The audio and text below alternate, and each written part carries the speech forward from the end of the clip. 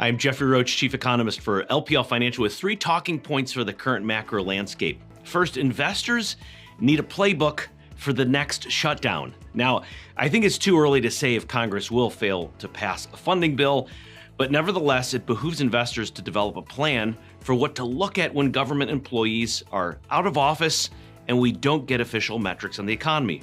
First and foremost, your analytics toolkit should include labor data such as ADP's employment report, Conference Board's job data, and labor market insights from the NFIB. So the current short-term funding measure expires on January 30th, 2026, which is the next possible date for a U.S. federal government shutdown unless Congress passes another continuing resolution. Second, productivity growth is the special elixir after the Federal Open Market Committee voted to lower the Fed funds rate to a target range of 3.5% to 3.75%. And there's no surprises here, by the way. But what's noteworthy is compared to the previous edition, the current summary of economic projections has higher growth expectations along with lower inflation. Further, Fed officials are suggesting that we could get higher growth without more job creation. So what's the special elixir that can give us that scenario? Stronger productivity. Right now, it looks like the economy is set up for a positive productivity shock in the coming years.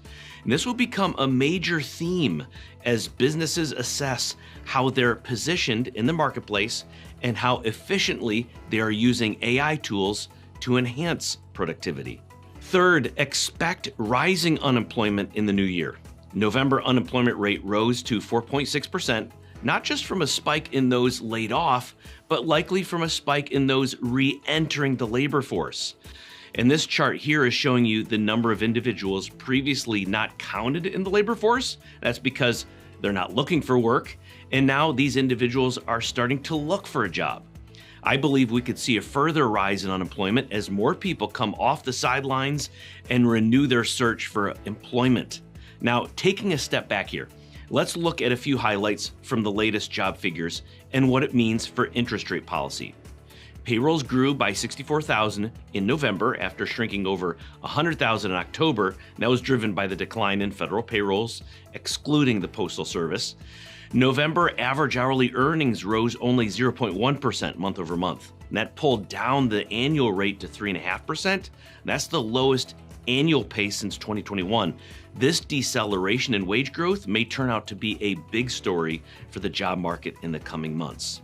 Bottom line is this: the job market is undergoing a transformation. Wages are slowing and will make consumer income more dominant theme in the new year. Further, a rotation in labor supply will also be a theme as we see more individuals formerly not in the labor force begin their job search. The Fed will continue to focus on the fragilities in the labor market to justify further cuts in 2026. Well, that's all for now. If you want more insights on global market trends, follow us on social media and take care.